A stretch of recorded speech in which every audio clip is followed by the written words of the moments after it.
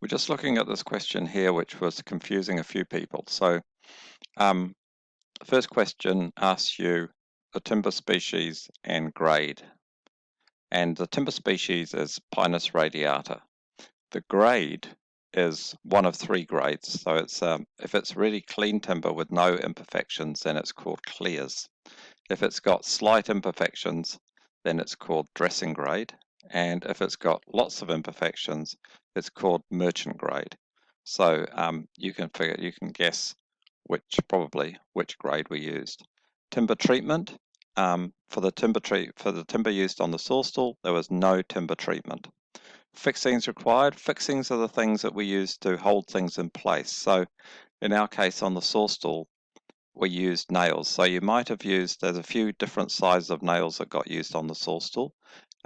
So it might be 50mm jolt head brights. So 50mm means the length of it. Jolt head means the top of it is quite a narrow top. It's not a big flat washer type thing. And brights means that it's got no coating on it. So if you put it in the water, it will go rusty quite quickly. You might have used another sort of nail, but that's one sort.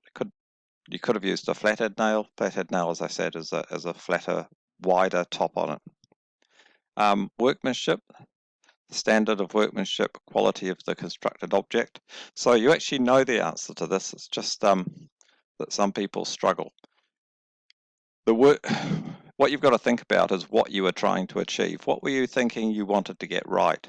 And what was important to you? That's the standard of workmanship. So the things that you felt bad about were the things that you felt weren't up to the right standard of workmanship. So tell us what those were.